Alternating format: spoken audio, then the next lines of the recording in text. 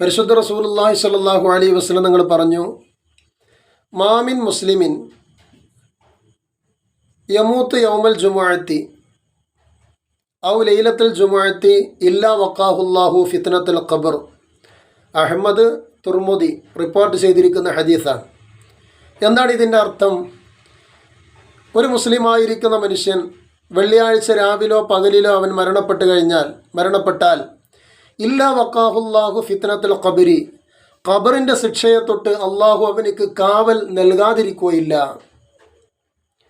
അപ്പോൾ ഒരു മുസ്ലിമായിരിക്കുന്ന മനുഷ്യനെ സംബന്ധിച്ചിടത്തോളം വെള്ളിയാഴ്ച രാവിലോ പകലിലോ അവൻ മരണപ്പെട്ട് കഴിഞ്ഞാൽ അവനിക്ക് വലിയ സന്തോഷമാണ്.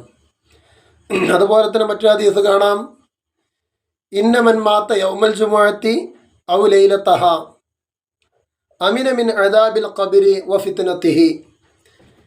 ഇന്നമൻ മാത്ത യൗമൽ ജുമുഅത്തി ഔ ലൈലത്തഹ, നേരത്തെ പറഞ്ഞ അതേപോലെ തന്നെ വെള്ളിയാഴ്ച രാവിലോ പകലിലോ മരണപ്പെട്ട ഒരുത്തനിക്ക് അമിന മിൻ അദാബിൽ ഖബരി വ ഫിത്നതിഹി, ഖബറിലെ ശിക്ഷയെ തൊട്ടും ഖബറിലെ ഫിത്നയെ തൊട്ടും പരീക്ഷണങ്ങളെ തൊട്ടും അവനിക്ക് സുരക്ഷിതമാണ്.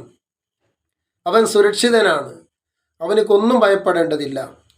ഈ ഹദീസ് വിശദീകരിച്ചുകൊണ്ട് മഹാന്മാരായിരിക്കുന്ന ഇമാമിങ്ങൾ പറയുന്നുണ്ട്, വെള്ളിയാഴ്ച രാവിലോ പകലിലോ മരണപ്പെട്ട ഒരു മനുഷ്യൻ അവനിക്ക് ഷഹീദിൻ്റെ പ്രതിഫലമാണ് അള്ളാഹു നൽകുന്നത്. അതുപോലെ തന്നെ വെള്ളിയാഴ്ച രാവിലോ പകലിലോ മരണപ്പെട്ടിട്ടുള്ള ഒരു സത്യവിശ്വാസിക്ക് അവനിക്ക് ഖബറിലുള്ള ഒരു നിലക്കുള്ള അദാബും ഉണ്ടാവുകയില്ല.